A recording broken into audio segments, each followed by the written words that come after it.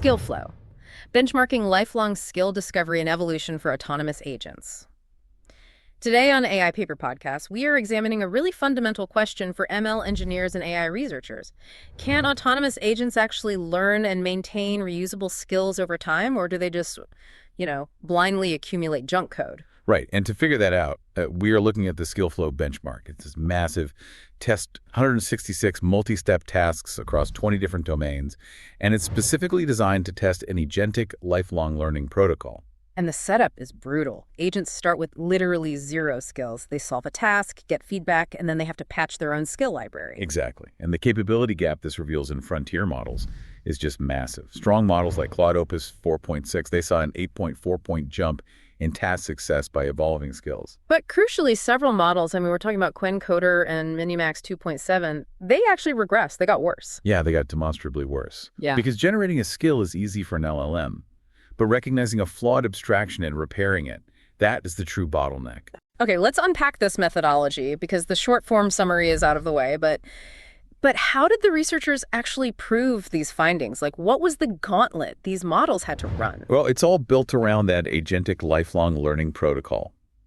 The agent is placed in an environment, like a fresh terminal, without any prior skills. Totally blank slate. Totally blank. And it has to solve a task. Win or lose, it receives an execution trajectory, basically a raw log of everything it did and some verification feedback. Right. Then it has to generate a skill patch to carry into the next task. I really like the analogy of onboarding a new junior developer. You give them a sequence of JIRA tickets. Oh, that's a perfect way to look at it. Because you aren't just testing if they can brute force the first ticket with some messy Stack Overflow copy-paste. You're testing if they write a reusable script, so the fifth ticket takes half the time. Exactly. But if they write a bad script on ticket 1 and stubbornly try to use it for tickets 2 through 5, their performance tanks. And that's what the benchmark exposes by evaluating the models sequentially within specific task families. But wait, if you keep an agent in the same task family, my immediate worry is overfitting. An LLM is a phenomenal pattern matcher. It's just going to memorize the file paths and the variable names, right? It would, yeah. It would just hack the test. Yeah. But the researchers prevented that using something called DAEF, Domain-Agnostic Execution Flow. Okay, what is that exactly? It's essentially a workflow skeleton that is shared across a family of tasks, but is completely stripped of any domain semantics. Ah, so the surface details are completely different. Give me an example of how that looks in the paper. So task A might be FX spot rate grounding in the finance domain, and task B is catalyst balance grounding in the supply chain domain. Wow, okay. So to the agent, those look totally unrelated. One is financial jargon, foreign exchange matrices. The other is logistics and supply chain aliases. Right, lexically they are worlds apart. But under the hood, they share the exact same DAEF sequence. Which is what? Read the file, extract the data, retrieve the correct target, update it, validate the math, and output the result. The operational topology is identical. So what does this all mean for the model? It has to independently realize that fixing a medical PDF and fixing an SEC 13F filing are actually the exact same structural problem. Exactly. And if it gets distracted by the medical jargon or the financial terms, it misses that hidden skeleton. It completely fails to transfer the skill. So it can't just rely on keyword matching. It really has to abstract the process. Yeah, it has to understand the procedural role of what it's doing. Okay, so let's say the agent successfully recognizes this hidden shared structure. How does it actually save that knowledge for the next task? Like, it can't just leave a sticky note. No, it can't. The researchers enforced a really strict JSON patching schema for this. It uses an interface with summary, upsert files, and delete paths. Wait, upsert files and delete paths, that's just a literal file system API. It is. It forces the model to edit a virtual file system explicitly. It can't just say, I learned a lesson. It has to write the actual Python code for a tool, save it into the directory, and explicitly delete the old broken files. That's fascinating. But if you are listening to this as an AI researcher, you are probably screaming at your screen right now. Oh, about the context window. Yes. Why build this elaborate file patching system? With context windows hitting, millions of tokens today, Claude. Gemini, why not just dump the entire past trajectory into the prompt and let the model figure it out. The researchers actually ran a control experiment for that exact objection. They took Claude Opus 4.6, which was their best performer, and just prepended the full interaction history into its prompt. No structured library, just raw history. So it had access to every success and every mistake it made? Everything. And it only hit a 51.04% success rate. Wait, really? Yeah, which is actually worse than the vanilla baseline of 62.65%. So giving it the raw history made it perform worse than if it went in completely blind with amnesia. Exactly, because raw history is full of noise. It has dead ends, broken code, failed thoughts. And these massive context windows suffer from attention dilution. Right, the attention heads can't figure out what's important. Yeah, they give equal weight to a failed attempt as they do to the final success. But when they use the full structured skill library protocol, Opus hit 71.08%. Wow, so structured externalization cuts out the noise. Just having massive context does not equal true learning. Not at all. It's the difference between handing someone a clean textbook versus a pile of disorganized, messy notes. Okay, so that's how Opus handled it. How did the rest of the frontier models do on the leaderboard? Well, like we said, Opus 4.6 was the standout, Minimax 2.5, Claude Sonnet 4.5, and GPT 5.4 also saw a positive transfer. But then you have the models that just fell apart. The ones that regressed. Right. GPT 5.3 Codex, Quencoder Next, and Qwen3 Coder 480B all dropped in task success compared to their baselines. Here's where it gets really interesting to me. How does a model get worse when you give it the ability to learn and write tools for itself? The researchers call it finding for the skill inflation problem. These models suffered from massive cognitive overload. Because they couldn't abstract. Exactly. Instead of consolidating their knowledge into one flexible tool, they panicked.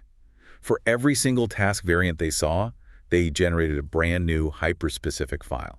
So instead of building a Swiss Army knife, they just built 50 different screwdrivers. That's exactly it. The number of files in their library grew linearly with the tasks. It became this fragmented, bloated workspace. And then when they face a new task, they have 50 tools to choose from, and they don't know which one to pick. Right. Their internal routing completely fails. The statistics on Kimi K2.5 really highlight this. Oh, yeah. Tell them about Kimi. So Kimi had a massive 66.87% skill usage rate. It was constantly reaching into its library to use tools. It was very busy. Very busy.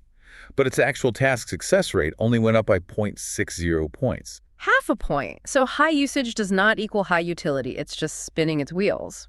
It proves that just checking a box that says agent used a tool is a terrible metric. The tool has to actually work. Which really brings us to the core issue. The real bottleneck here. Writing a skill is a solved problem, right? Any LLM can spit out a Python script. Yeah, generation is easy, repair is hard. Recognizing a flawed abstraction and fixing it, that is the frontier right now. Because if you don't fix it, you get what the paper calls systematic downstream drift. Right. The model writes a bad skill in task 1, and it stubbornly forces it into task 2 and task 3. A localized error just cascades into a sequence-level failure. Okay, I want to talk about the OpenPixel trajectory from the appendix, because it brings this to life perfectly. Yeah. It shows exactly how hard this repair process is. The spreadsheet task, yes. Right, so the agent has to update a complex Excel workbook. It needs to inject formulas like VLOOKUPs into a template. So it writes a Python script using the OpenPixel library. Which seems like the right move. Totally. But there's a known catch with OpenPixel.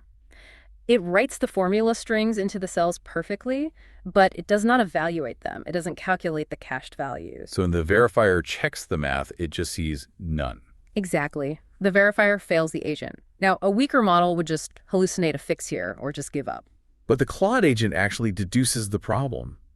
It realizes OpenPixel isn't evaluating the formulas. But it's operating in a headless Linux container. There's no Microsoft Office installed to open the file. It tries LibreOffice, but that's not installed either. It hits a wall. So it has to bypass the application layer entirely. It goes straight into the matrix. An Excel file is just a zipped folder of XML files. So the agent writes a script to unzip the workbook, parse the XML, manually calculate the math in Python, and inject the value into the XML tree. Which is an incredibly brittle maneuver. Editing raw XML for a spreadsheet is so dangerous. Highly dangerous. And of course, its first attempt completely corrupts the XML structure. When it tries to rezip it, the file is broken. The verifier screams at it again. So now it's 2 layers deep in failure. It failed the math and it corrupted the file system. But here is the amazing part. It doesn't panic. It doesn't build a new screwdriver. It reads the error logs, realizes it messed up the XML namespaces, and writes a highly robust custom script. Using the elementary library. Yeah, exactly. It registers the namespaces, computes the math, and safely patches the cached XML values in a single pass without breaking anything else. And then it saves that script, along with a markdown file explaining the exact failure mode, into its skill library. It permanently updated its tool belt so it never makes that open pixel mistake ever again. That trajectory is literally the holy grail of agentic learning. Failing due to a real-world software quirk, isolating the issue, and permanently overwriting its internal library. But as the benchmark shows, very few models can actually do this reliably. Right, most just get stuck in a loop using broken tools. So if you are an ML engineer deploying these systems, the ultimate takeaway here is we have to stop just testing coding agents on isolated zero-shot benchmarks. SWE-bench, human eval, they are great for baseline syntax, but they don't measure maturity. No. The true test of maturity is whether your agent can maintain a compact, high-utility, self-repairing tool belt over a long temporal horizon. Can it run for a week, see 50 task variations, and not collapse into a bloated mess of junk code? Because if it suffers from that skill inflation we talked about, your production agent is going to crawl to a halt. It's going to rack up huge inference costs and eventually break. We need entirely new evaluations and test consolidation, not just passing a single unit test. Absolutely. And I want to leave you with a final provocative thought to mull over. We've seen that the current bottleneck isn't generating code. It's recognizing bad logic and overwriting it. It's the refactoring process. Right. But for years, the core engine of AI has been next token prediction. We reward models for predicting the most statistically likely continuation of a sequence. But refactoring a bad skill isn't continuing a sequence at all. It's a completely different cognitive process. It's looking backward. It's identifying a structural flaw and tearing down an assumption. So if our models are currently bottlenecked by their inability to recognize and overwrite their own bad logic, do we need to invent entirely new training objectives? Like moving beyond just scaling up next token prediction. Exactly. Instead of just rewarding next token prediction, maybe the next frontier of LLM training is explicitly optimizing for the ability to refactor and unlearn bad assumptions. That's a huge paradigm shift. It is. But until an AI can reliably delete its own bad ideas, it will never be truly autonomous.